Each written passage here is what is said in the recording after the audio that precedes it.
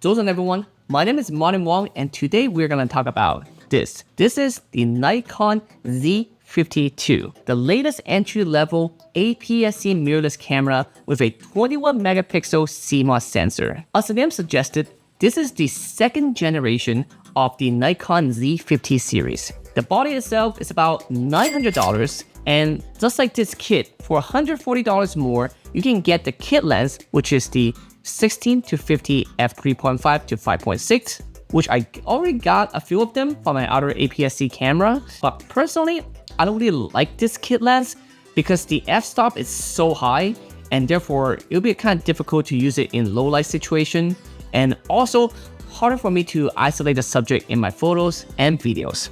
Speaking of videos, the main focus of this second generation Z52 is the video specs upgrade, including the ability to shoot in N-Log, which is the Nikon version of a log video. So meaning it can encode in 10 bits video with a lot more data. This camera also has waveform display, which helps you determine your exposure in your shot. And it currently might be the cheapest camera you can get out there with a waveform display. Of course, there's also some downside of this camera. The major one is that this camera lacks in-body stabilization, and it can only shoot at 4K 30 frames per second. Now, you can turn on electronic vibration reduction, or they call it EVR, which has a 1.25 crop, or you can technically shoot at 60 frames per second, but you have a 1.44 crop, which is not that ideal, considering this is already a crop sensor camera. While I haven't tried it out yet, I heard the autofocus of this camera is pretty good, so I do look forward to that. And Nikon has drastically improved like the autofocus of all the camera. The Z8, the Z9, the Z6 III, they have all those tech, and I'm pretty sure they trickled it down to the latest intro camera too, which is this guy right here. And lastly, my favorite part of this camera is that it has a flippy screen, like the Z6 III, which is great for shooting video, especially when I'm using a gimbal, so I can place the camera like at a very high angle or very low angle, but I can still see it by turning on the screen, whichever way that I'm seeing it. So it's very useful for that. But without further ado, let me open this up and do some unboxing. And then afterward, I'm also gonna go through the manual with you guys, so stick around. All right, first you have a USB-C cable, and you have some of them manual. There is a Nikon lanyard that a camera strap, you can put it on your camera. This is the lens, which is the Nikon 16 to 35 f3.5 to 5.6. This kit also has the 50 to 250, which is this one right here. And lastly, you got the camera right over here. Ta-da, this is the Nikon Z52. And of course, there is the battery. This is the ENEL25A battery. All right, next we're gonna go through the setting of the Nikon Z52. But before we get started, don't forget to like and subscribe. It means a lot to me and it's really helped me to grow this channel. So let's get into it.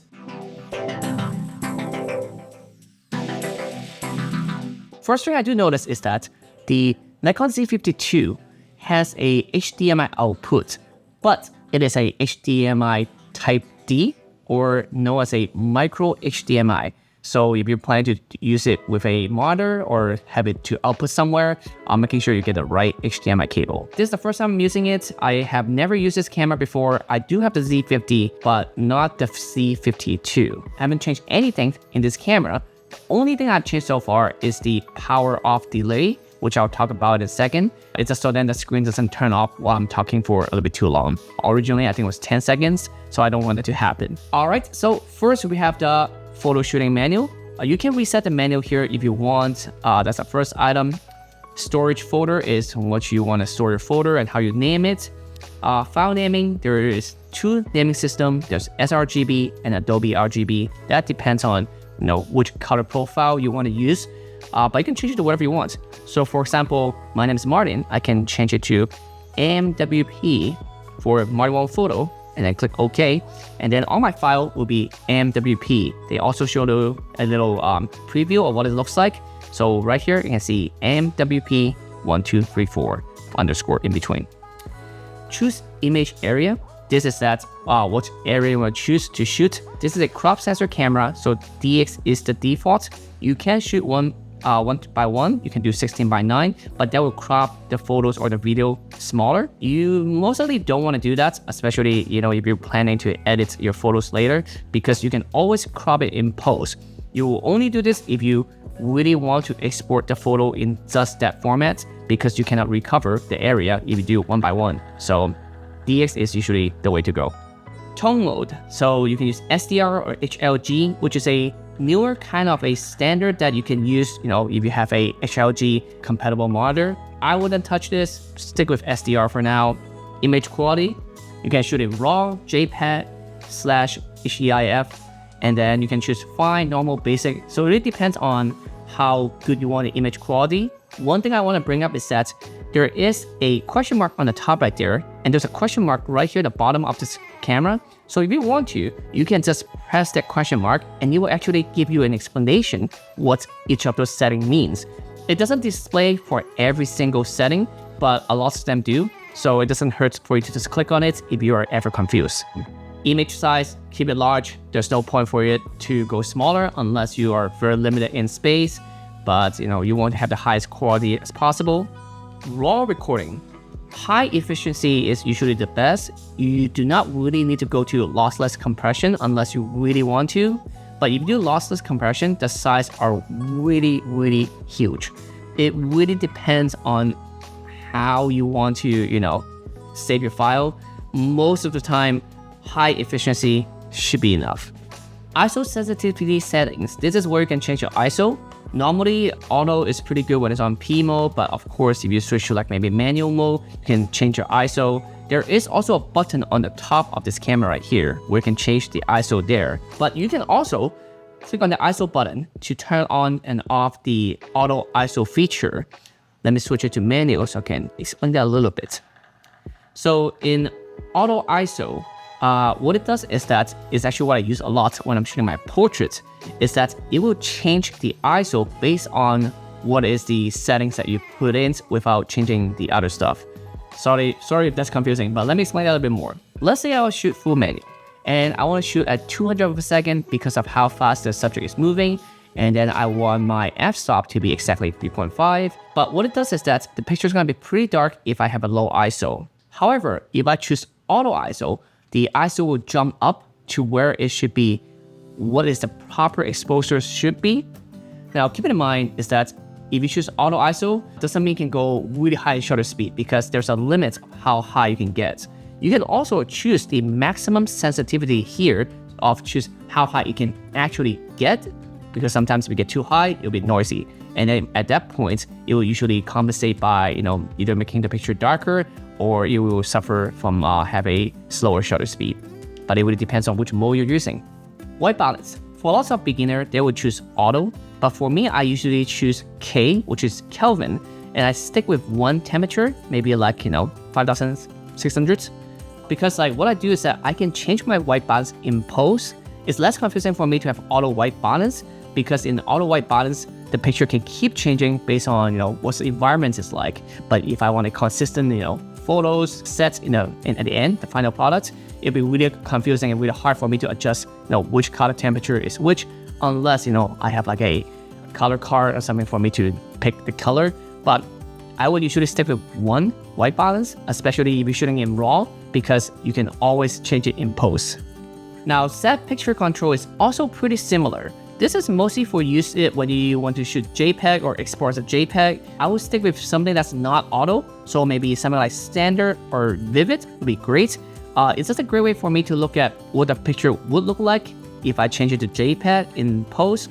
But if I keep it at one picture control, it'll stay consistent. Again, I can make all my changes later if I'm shooting in RAW. Just manage picture control. What it means is that if you want to save some specific setting of picture control, you can, which I didn't really show you. If you go back up to picture control, and then if I click on, let's say, vivid, I can click right again and make other settings to that vivid preset kind of setting. Then you can, save that. Or if you want to, there's also other ones that you can make, some creative ones. And also I think you can add cloud picture control files, so you can bring that from your computer and bring it into here using the software that they have. There's also set picture control for HLG, but since we're not using HLG file format, we can just skip that. For color space, there's sRGB or Adobe RGB. Personally, I use Adobe RGB because it's supposed to have a wider spectrum of colors, but the difference is very small, so it might not make difference for most people. So stick with sRGB if you're not sure how to use this. Active delighting is the Nikon way of how to compensate some photos for being too dark. Normally, I have it off. Again, this is something that is important if you're using JPEG or shooting in JPEG, but if you're just shooting in RAW, you can always do it in post. This is up to you. I used to have it on high or normal just so the picture look a little bit more defined or a little bit better, but it's not for me to see, it's for me to show the clients on the screen, because on the screen is what it looks like if you shoot in JPEG or if you have all those settings in there, add to the photos. So it's kind of like pre-baked into it if you're shooting JPEG. But again, I'm shooting RAW, so I usually have it off. Long exposure noise reduction.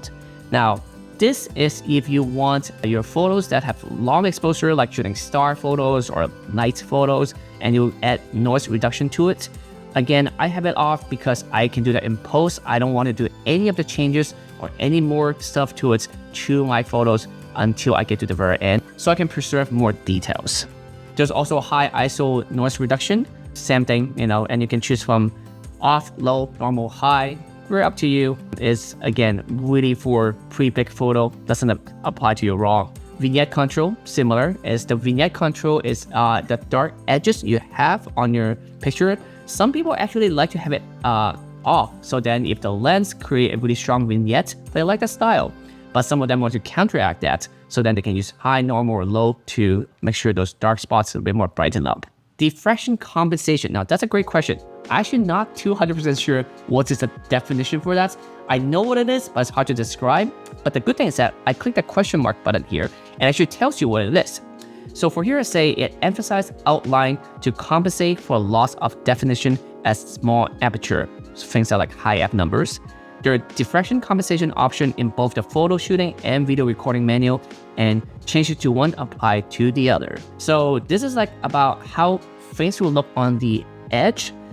When you have it off, sometimes you might see edges that's like kind of a jagger, especially in digital camera. So this is help to counteract that. Have it on, doesn't hurt, so I have that. Next, there's auto distortion control.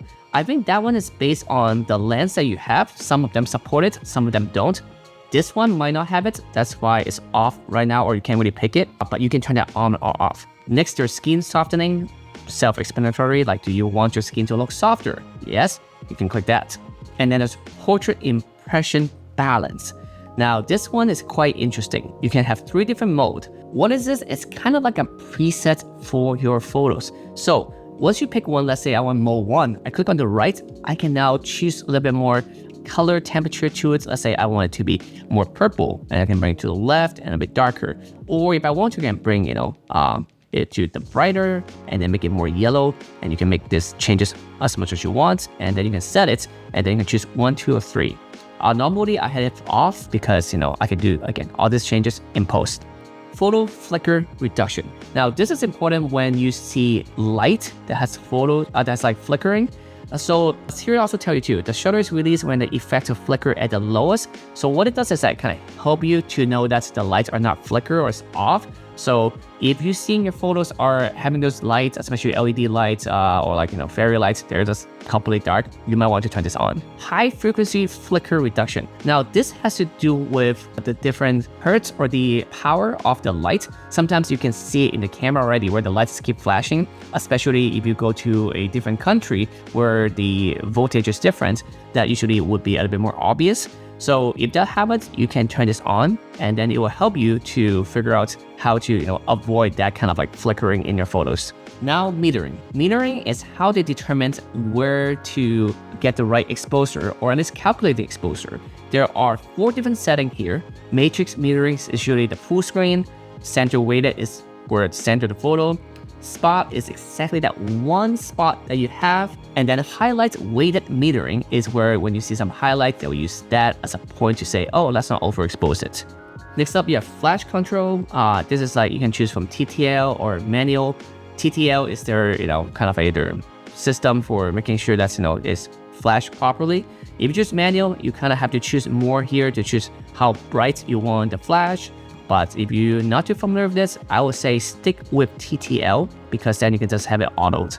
Now, flash mode, that's also is very interesting. There are 4 different types here. There's field flash, red light reduction, rear curtain flash, and flash off completely. Flash off, of course, that means no flash. Rear curtain flash is really cool when you do like, extended exposure, where it will do the 2 flash. One when it's first starting to expose, and one more that frees the frame at the very end when it's done capturing or exposing the photo. And red eye reduction is, of course, making sure there's no red eye. And field flash is just normal flash. There's also flash compensation, so meaning like how much you want to add on to the flash. Let's say, it's too bright, you can bring that down, or if it's too dark, you can bring it up to make it a bit brighter. Next up, there's release mode. So there's one of these 2 buttons. There's the front button here, there's FM1 and FM2. Usually I have those to change my release mode. This, what it does is that you can choose single frame, continuous L, continuous H, continuous H extended, C15, 30, and self timer. So what this means is that how many frames it takes when you press the shutter button. Single frame is 1 shot, CL, continuous. L is like slower, low speed. I think that's what L stands for. So meaning you can do maybe 3 to 5. I don't know what this camera specifically is, but you can take a look once you have it set. H is a high speed, so it should be faster. And high speed extended is that if you keep it on, you'll keep on shooting. C15 and C30 are usually reserved for JPEG, which means you can shoot up to 30 frames per second, but the photos are cropped or smaller. So I wouldn't use those unless I really need really fast photos. So most of the time, CL and CH are my favorites, but you can change that, depends on your shooting styles. Focus mode, which is what kind of focusing style you want to use too. There's AF auto, there's single, there's continuous, and manual. AF A is usually the best way because it's auto for you to choose if you're pretty new.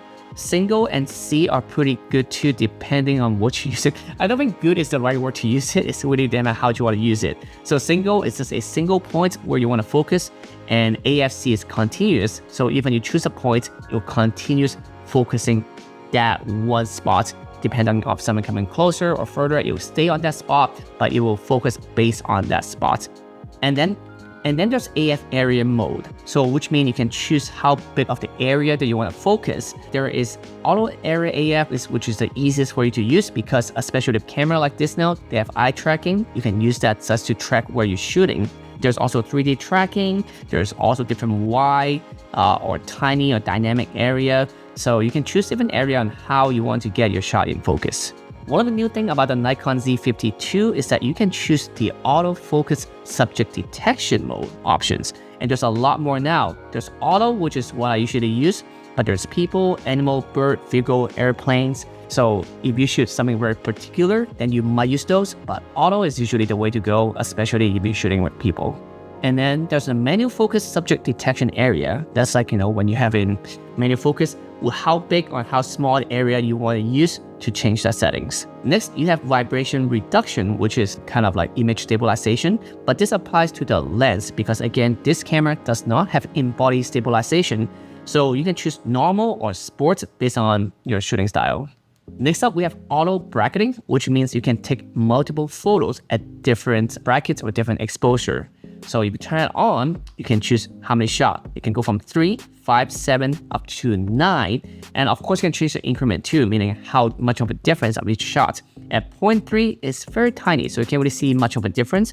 And then all the way up to 3, then you can see the difference between 3 step down, middle, and then 3 step up. And then they keep adding to it on each side until you have, all the shot that you wanted.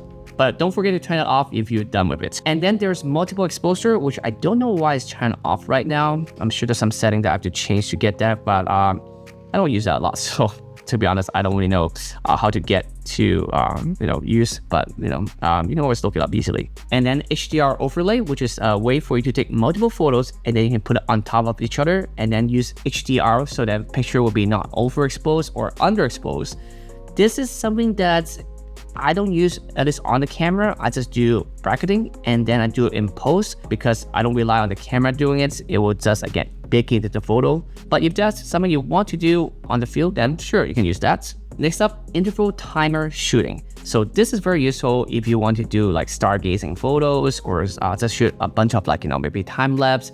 This is where you choose the time lapse shooting, so you can shoot a bunch of photos at different increments.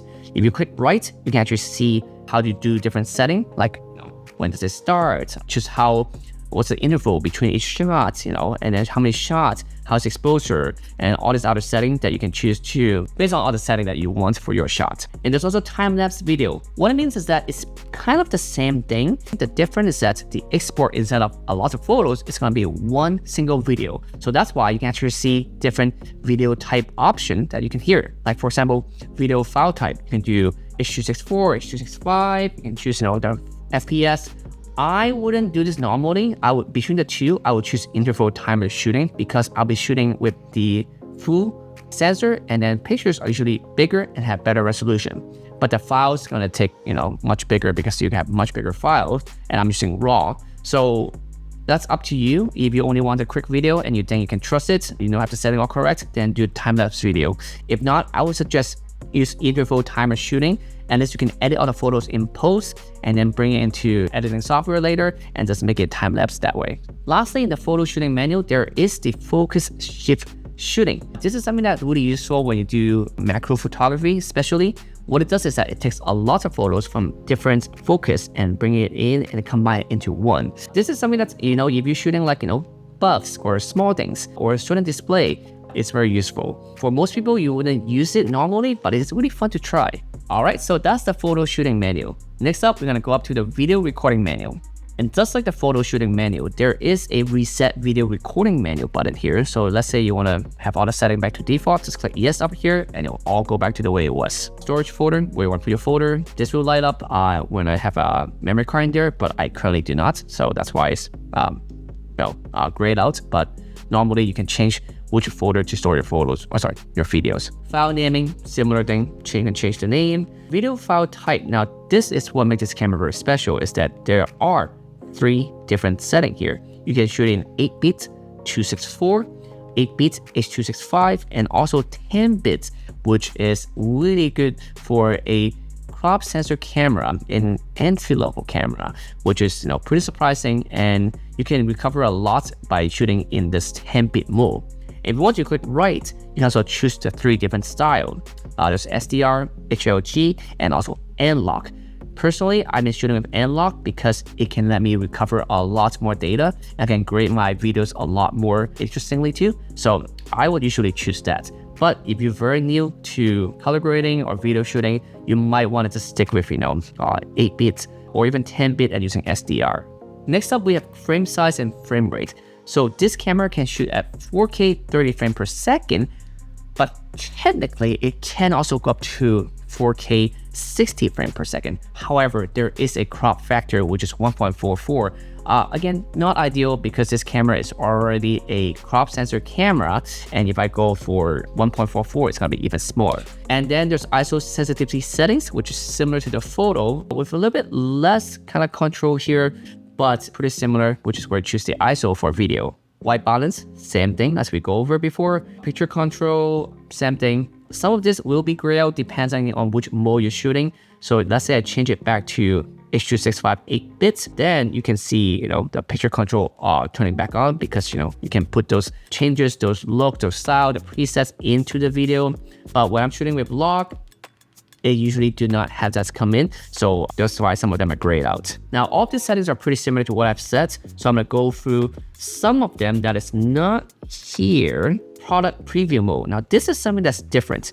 This is something that I haven't seen in other Nikon camera yet, but what this means is that it's for you to focus on very close-up subjects. So it's great when you do product review videos. So let's say you wanna, have something you hold in your hand, you put it in front. That is something that will prioritize on the product. And if you go into it, you can actually choose different setting too. If you choose on, you can customize the focus area. So let's say, I want it to be very skinny and I want it to be very small. Then you can have that area just right in the center. So only when you do this, it will focus on that. I wish I have that on the Nikon Z6 III, but I don't see it yet. So unless, it's missing for now, but hopefully they can update and make that setting onto the Z6 III as well.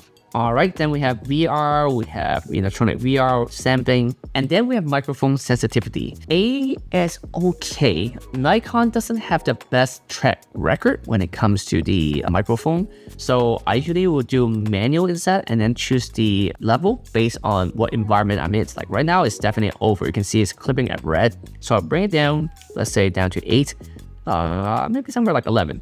See, if I'm talking at this volume, 11 is pretty good. It's getting close to 0, but it's not peaking. Unless I am talking louder. Hello, it's still not peaking. So I feel like 11 is a pretty safe spot. Or you can bring it up if you feel like, a bit more adventurous. But never let it go to red like this. If it goes to red, this is no good. Your sounds are clipping. There's no 32-bit recording in this camera. So bring it lower. It's better to bring it, up higher in post than to have a clip sound and you just can never bring it back. And then attenuator, I'm not sure how to explain this, but it depending on if you are doing someone's talking. If you have someone's talking, you should have it on. But if there's nobody's talking, if you're doing the environment, you should have it off. Frequency response, this is something that's if you want to capture a wider range, which is like the environments. If you're in the jungle, you want to get the sound of the forest and or maybe traffic or waterfall. Any of those sounds that is a whole area, you want to choose a wide range. But if you want to do just the talking video, you choose vocal range. Again, that's really depending on if you're going to really use the audio on the camera. I usually would use a separate recorder for that. So, I wouldn't rely this on too much. But again, if you have no choice, then of course you can change the setting here based on what you're shooting. Wind noise reductions, very self-explanatory. You can also click on the question mark to tell you what it does. It's basically a low cut filter, or it can take out all the blowing noise or wind noise. Turn on if you with the areas. Microphone jack power in cable. So there is a mic jack in this camera, which is great, and it's very important for you to want to record audio using a different mic on it. And what it does is that some of the mic does need phantom power. It needs to power on. So you will turn it on. Having it on normal is fine. So you just keep it on. However, if you hear a buzzing sound, a noise, then maybe you can turn it off to avoid that situation. Headphone volume. This camera also has a headphone jack. So you can plug in a headphone jack. You can listen to it, so then you know how loud things are. And that's just a volume that you can change. It doesn't do anything to the recorded audio. It's just for you to listen. So keep that in mind when you're using it to gauge how loud or your volume is when you're recording. Time code is something that you decided if you want to record it based into your recordings. So you can turn it on and then you can choose it, with HDMI output. You can choose it on just normally. This is kind of be more important when you want to sync up, multiple videos at the same time. You want them to be on the same time code. So that's some kind of setting that you can use to get that corrected. And then there's external recorded control HDMI. So right now I am using HDMI to connect it to a external monitor. I can actually use that to control does it start shooting or stop shooting. This is useful again if you're using this situation. If you're not, then it wouldn't make a difference because you'll be just pressing the record buttons on your camera and then you'll just start shooting. And then there's high-res zoom. What it does is that you can magnify the video just to see what it looks like and can zoom in to get that video. But I'm not sure I'm able to do it right now because maybe I'm connected to a HDMI. But normally you should be able to use that, or maybe using a certain lens that allows you to do that. All right, now we're gonna talk about the custom setting menu. Now this is a big one. This one has a lot of settings going from A all the way to G. So if you're ready, get a glass of water and we're gonna jump right into it. First, you have APS-C priority selections, which mean if you click on it and you take a photos, it will take the shot even when it's not in focus. Or focus plus release, that means you focus on the first shot and the next one will just keep on shooting. And then the last one is focus, meaning it will only take the shot if it's focused. So that's kind of depending on, how you want to take your photos. If you don't want to miss your shots, I think focus plus release might be the best way to go.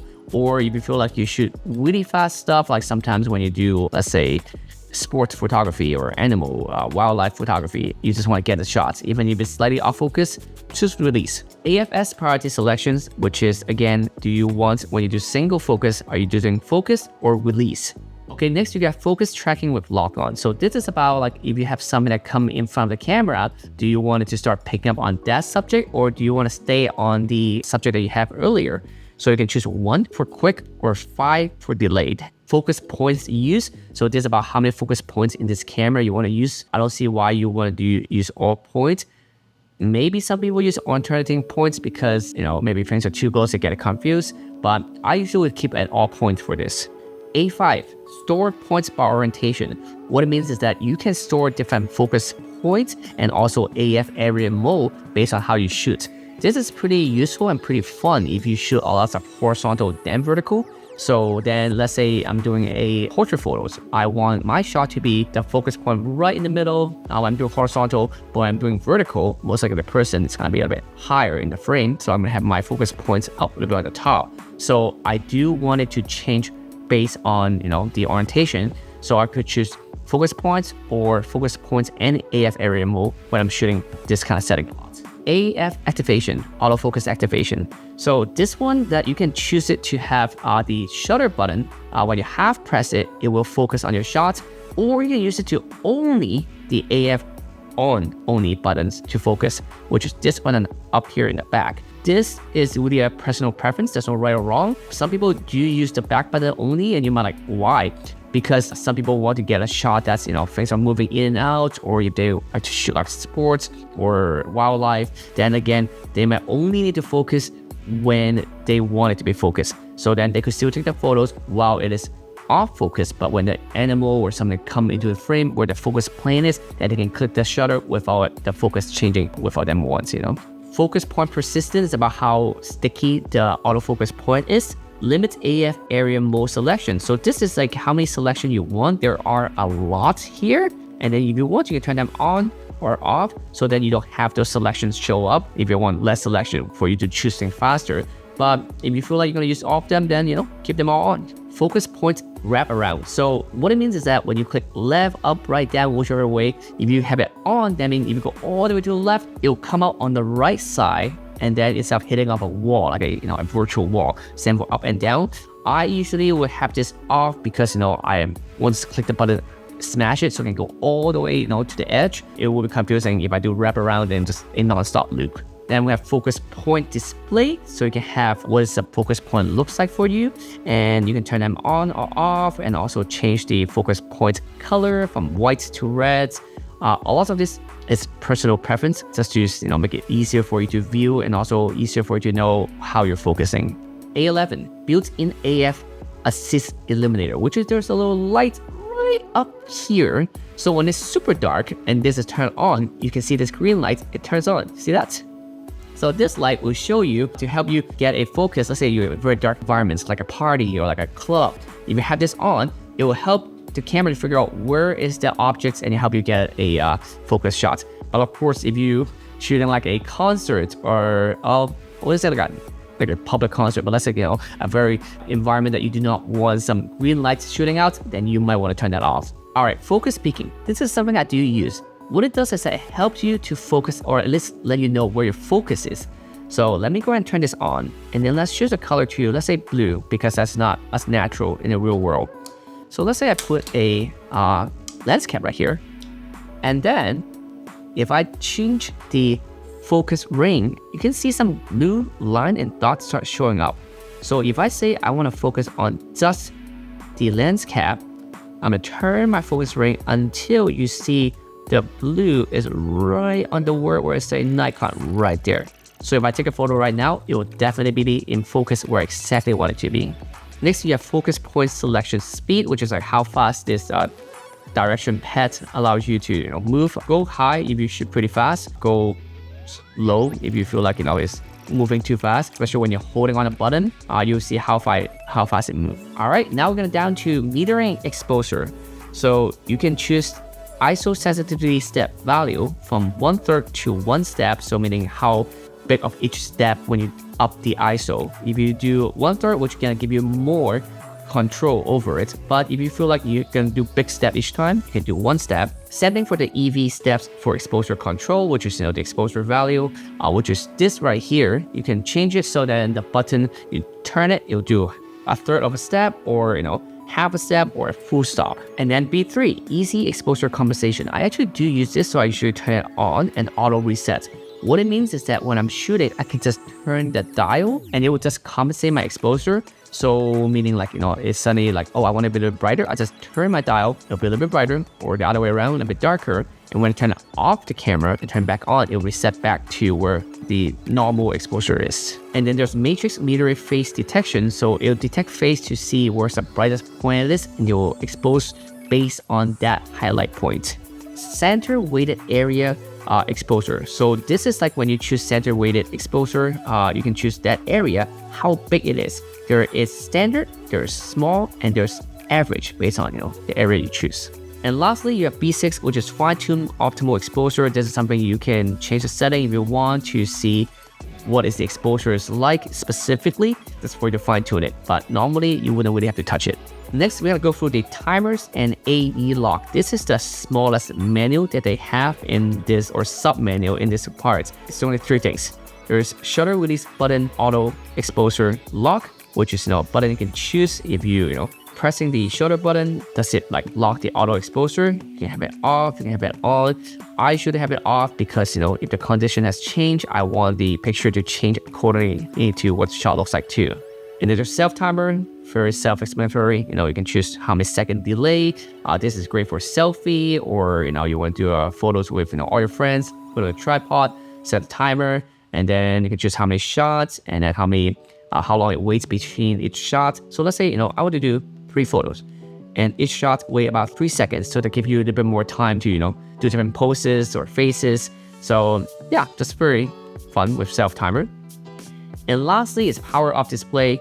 This is what I said earlier. As you can see, there's a star above the C. If you see a star anywhere on this menu, it means you have made changes to it. I have made changes to this already because earlier, as I said, I want the power off delay to be a little bit longer so that the camera doesn't turn off while I'm talking to you. So right now I've been all maxed out, but you can change it to whatever setting you want, so then you can save yourself battery so the screen is not always on. Next, let's talk about shooting and display. CL mode shooting speed. This is what we talked about earlier, about your low speed continuous shooting, how many pictures it will take. You can choose between 1 to 5, meaning if you hold on the button, it will take 1 photo or up to 5 photos in this mode.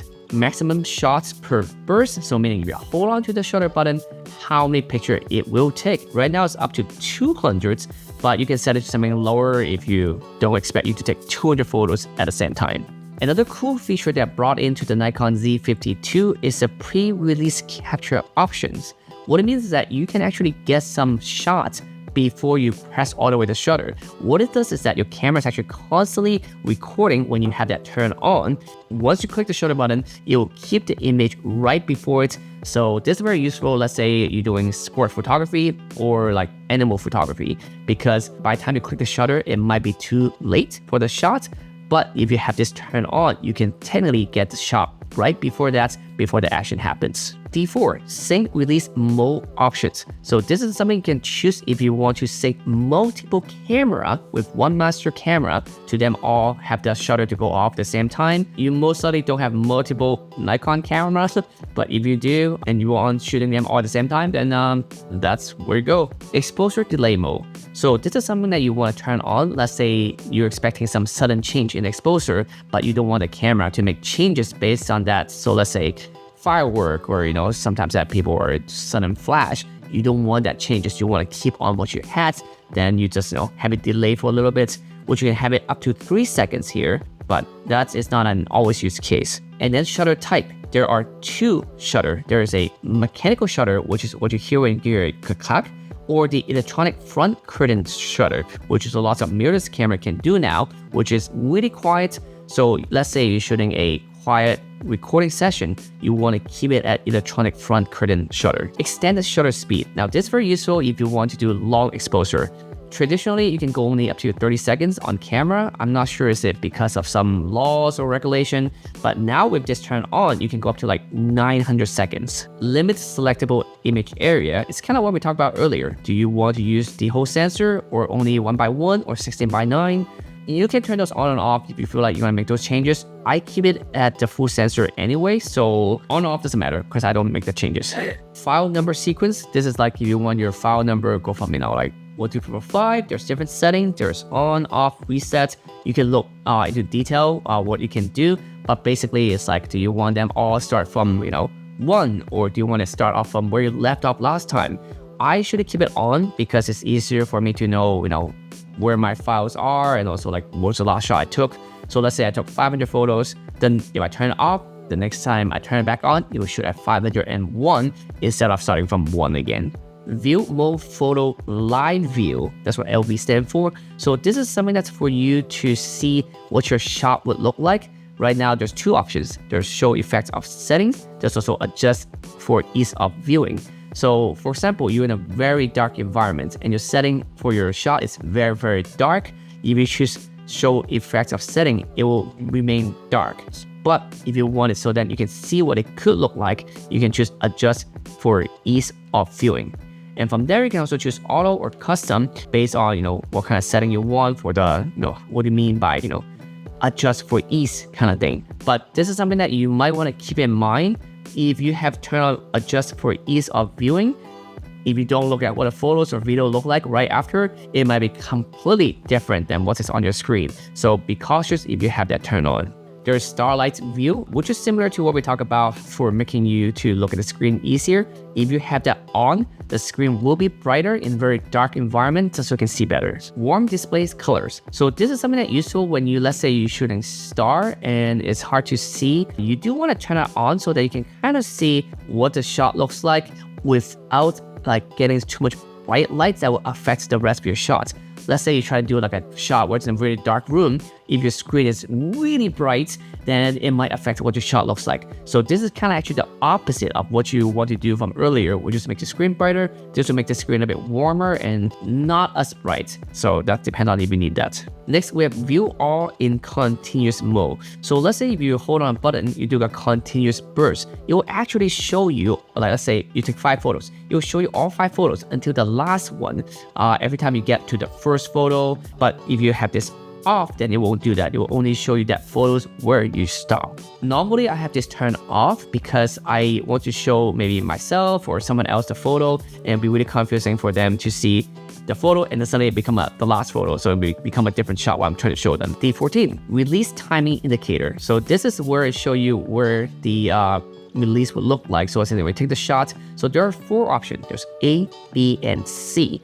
A is that the screen go dark when you take a shot, similar to traditional mirror camera or like a DSLR, the screen will go dark when you take the shots. You don't really need that for mirrorless, and also it's kind of a waste. There's B, which is a default right now. So if I take a shot right now, I don't think I can because I have no memory card, but the frame on a whole frame on the 4 side, it will have a little white line. There's also type C, where the line will appear at the left and the right edge of the screen, so on the 2 sides. Or you can have it off so you don't really know when you're taking the shot unless, you can hear it, D15 image frame, which is like a white frame that you see in a viewfinder or when using a recording monitor. If I turn it on, you will see the white frame, and if I turn it off, there is no frame. See, that's on. That's off. Grid type, this is very simple. This is what the grid will look like to help you frame your shot. You can choose 3x3, 4x4, 5x4, 1x1, 16x9.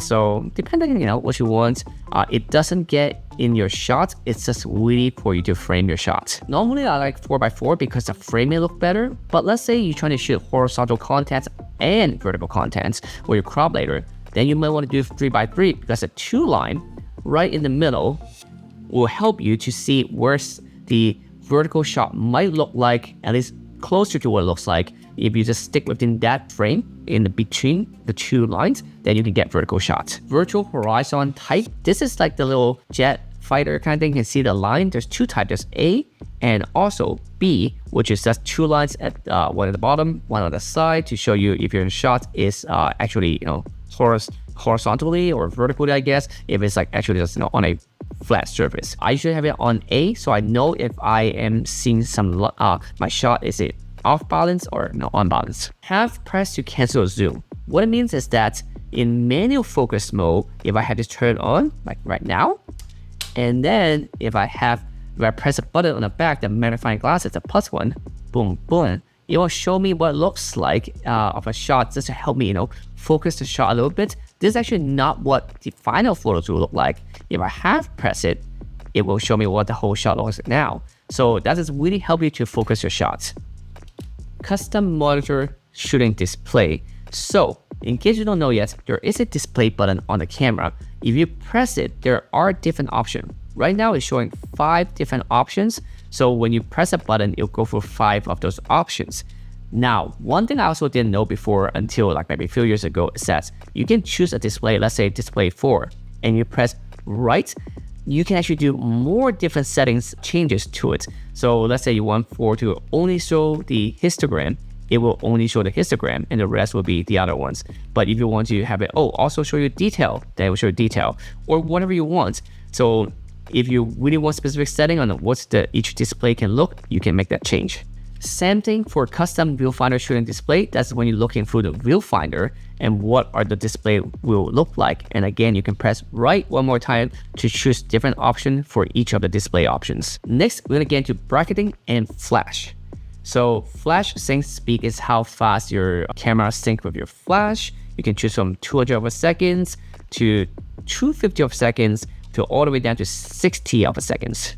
There's also flash shutter speed, which is pretty similar. There's exposure compensation for flash. Similar to what we talked about earlier, you can choose it to choose how much it's exposed for. Is it exposed for the entire frame or only the background to making sure the whole shot look light up? Auto ISO sensitivity control. So this one, you can choose if you're trying to have your auto ISO turn on when you have a flash. Is it compensating for just the subject or the subject and the background?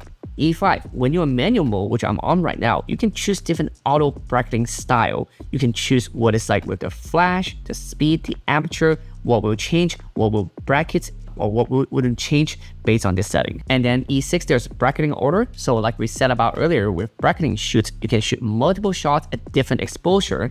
The difference for this one is that does it shoot from the middle one first and then go from under, then to over, or you want to do it from under, middle, and then to over. Usually I actually have the middle one first because then I know when I take a series of auto bracketing, I know which shot is that one that's leading to the rest of them, or else it might get confused if you just have it all from under to over. But maybe not, it depends on the personal preference for this. Flash burst priority. So this is like when you do multiple shots in bursts, sometimes maybe the flash didn't recover fast enough or still charging, but you want to have it wait until it fully charged, then take the shot, or you would just hopefully just shoot for it. So maybe hopefully the flash will be bright enough or perfect enough, but at least you'll get the shot. Next, let's get to controls.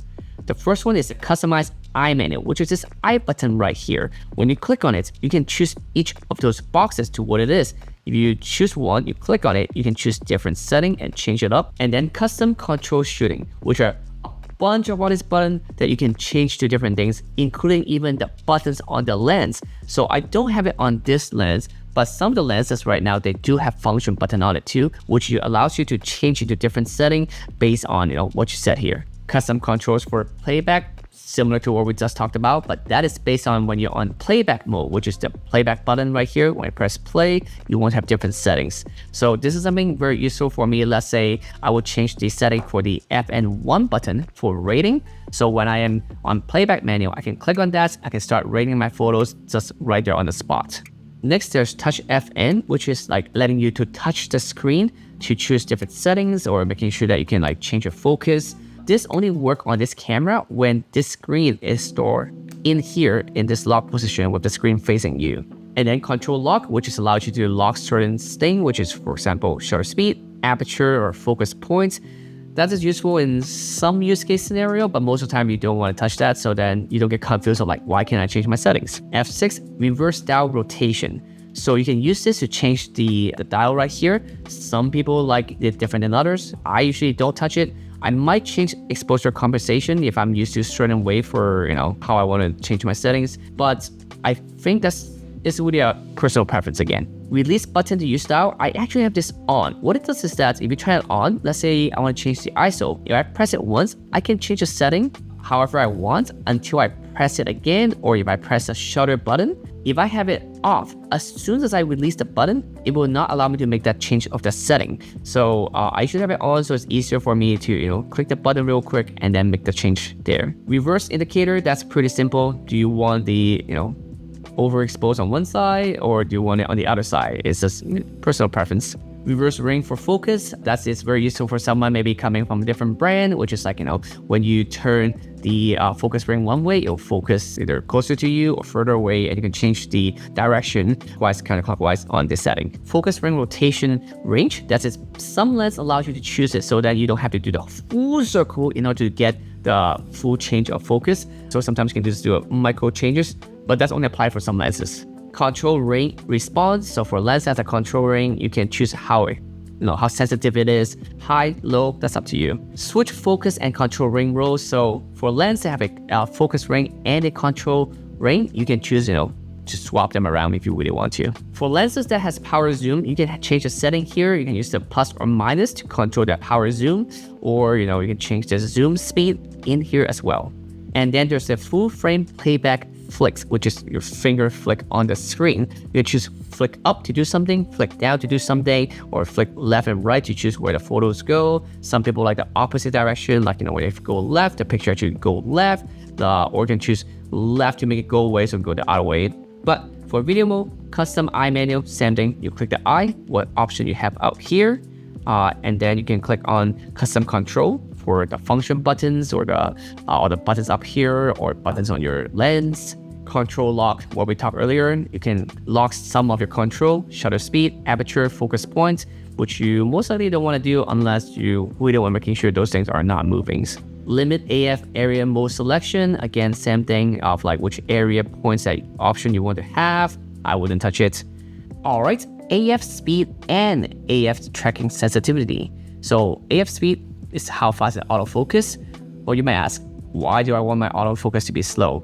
Well, because sometimes you actually do not want your autofocus to jump into the focus real quickly, because you might want a very smooth kind of zoom, very smooth kind of focus to, make your transition look nice. So again, that's something that you can decide. And same thing for AF tracking sensitivity, like how much you want to be sensitive to like an autofocus. So let's say you want to be very high. It's useful when you do a shot where it's like, oh, I want to show you an object in front of me, and then it will instantly pick up on this very, very quickly. Or if you want it to be not sensitivity high, have it low, then even if I do this like here, it will still remain on my face. So that is a setting that you can choose depending on what you're shooting. And then there's a high-res zoom speed. It's like how fast you want the high-res zoom to go. There's a power zoom button option. So like what we said earlier, you have a power zoom lens. Do you want to use the magnifying glasses to replace the zoom button, and how fast it goes? Fine ISO control when using manual mode. What is the ISO each step? Is it off, or you want it to be have 1/6 of a step? Extend shutter speed for shutter priority, or manual mode, which allows you to turn on that can make your shutter speed go even slower. It might give you a very strange effect, but sometimes you might want that effect. G11, View Assist. This is something that's useful when you're shooting analog like I do, which is show you what it would look like, that give you more contrast, more saturation, but it's not big into the video. So, it's better when you're like out in the field, you can't really tell what the final shot might look like, so you can have that turned on. Zebra pattern, this is for you to check what is some shot that might be, overexposed or clipping. You can make different changes here to have that zebra pattern. And then you can also limit the zebra pattern tone range. You can limit to midtones or highlights. Grid type, similar to what we said earlier. You want 3x3, 4x4. Just change it so that you can compose your shot a bit better or the way you want. Brightness information display, you can choose histogram or waveform. Or waveform large will take up full of the screen. It's what we talked about earlier. This is maybe the only entry-level camera on the market right now that has waveform. Have press to cancel zoom and manual focus, like what we said earlier. Custom monitor shooting display is that, when you're shooting with this, what do you see on your monitor? Again, you can click right to make different settings. And same thing for viewfinder. In recording mode, if you use a viewfinder, you can change what it looks like, have those different settings. Click right again to go to more detailed changes. And lastly, red recording frame indicator. This is very welcome from, I guess, the introduction of Z8. I think when they released, they have that. What it means is that when you click on record button, the whole frame will have a red frame on the outer edge. Right now, I don't have a memory card, so I can't really show you, but if you have it off, you can't really see it. It will just have like a record kind of logo. But with it on, the whole frame will be red. It'll be very obvious that you're recording. All right, now we have went through all the custom setting manual. We have playback manual. This one's gonna be very simple, so we're gonna just blast right through it. Delete. I don't have any memory card right now, so there's nothing to delete. But you can delete all your photos, select the photos, select the dates, playback folder, which folder to choose to see your photos. Playback display option, you can check on each box to show what is in those playback. Some people want to have, different pages that show you more information. Some people only want just a shot, so they can show it on the screen. So you can choose those options here. Filter playback criteria. So you can choose, what are some photos that do show in here. Some people want to have rated photos to show here. Some people want like protected photos to show here. So you can choose that to, filter those playback. Series playback is when you take a photo, let's say you took 5 photos, if you have it turned on, it will keep playing all those photos until the last shot. And then you can also change different options. Does it loop the playback?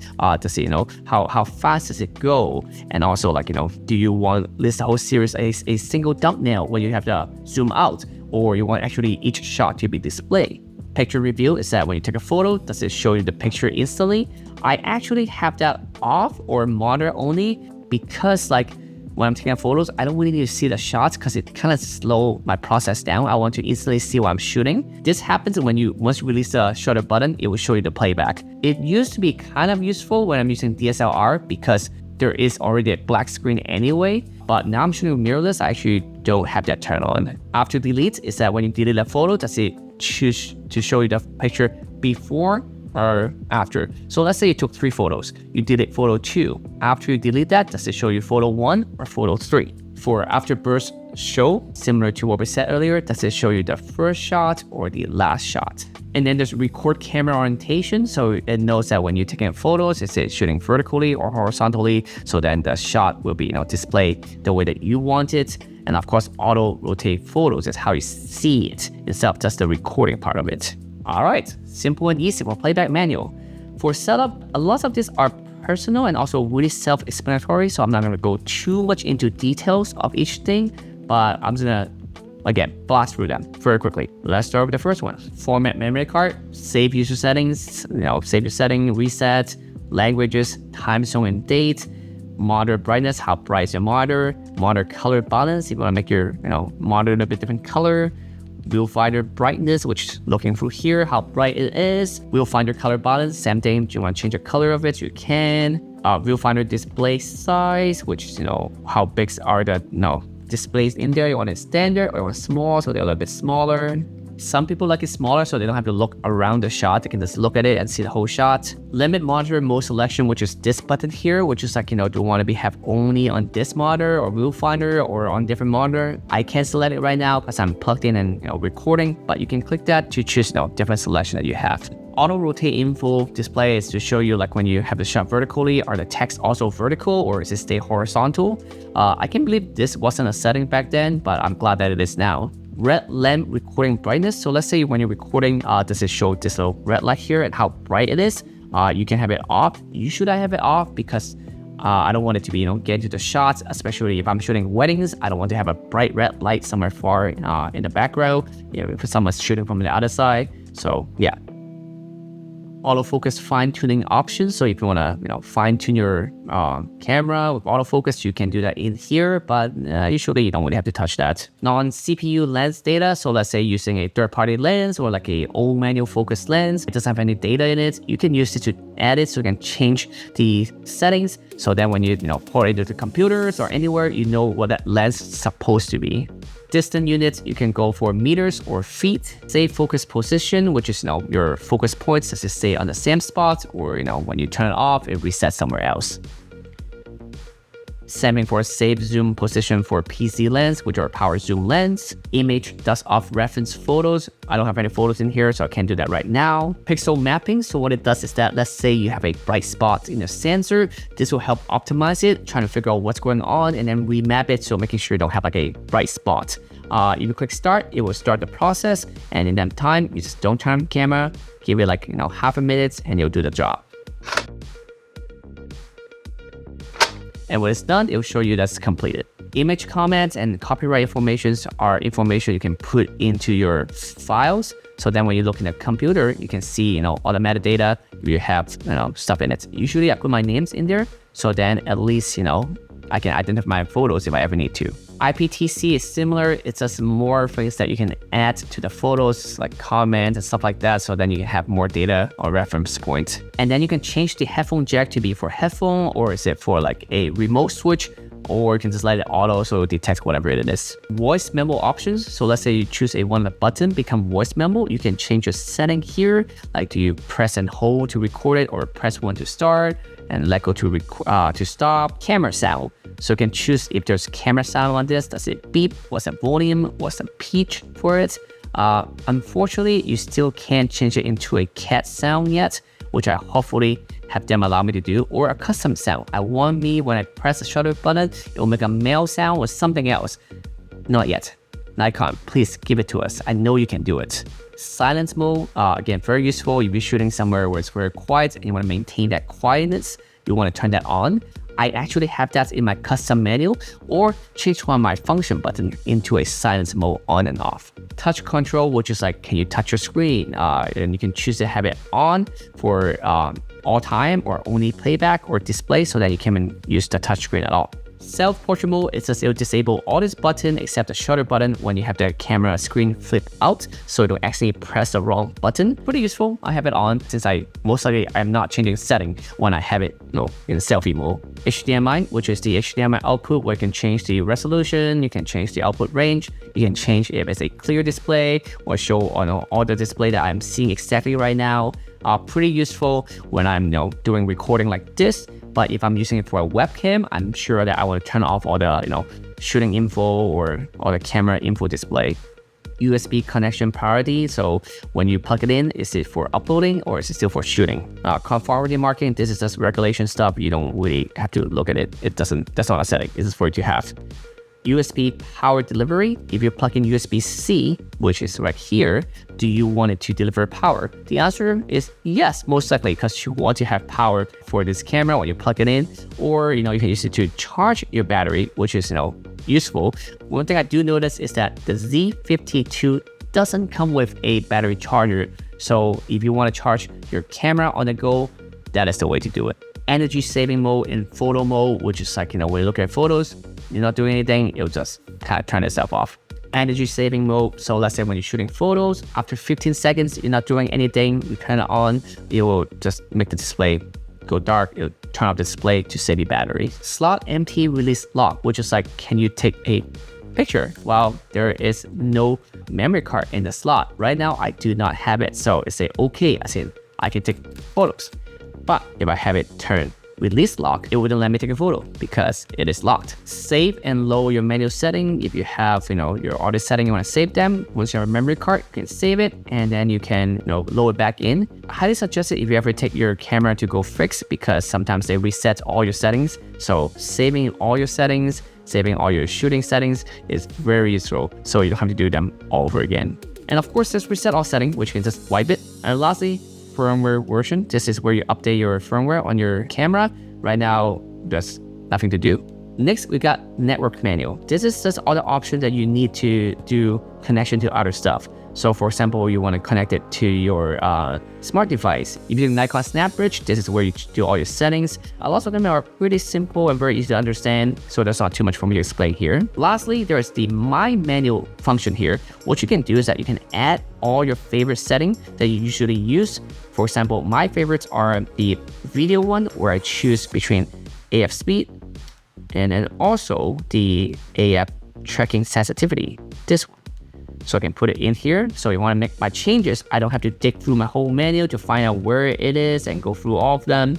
I can just go back to my menu here and just choose the one that I want to make changes to. All right, that's it. Thank you so much for watching. I hope you enjoyed that video. I hope it was helpful. And if you enjoyed this, again, please don't forget to like and subscribe. And also let me know if there's any setting that you're confused. Leave a comment. I'll try to reply as soon as I can. But also stick around, watch my channel. I have a lot of videos on shootings, photo, videos, gear review, and everything, and I'm sure you don't want to miss it. Thank you so much for watching again, and I'll see you in the next one. I am so tired. I am so hungry. I've been doing this for hours. I hope you appreciate it. I gotta go.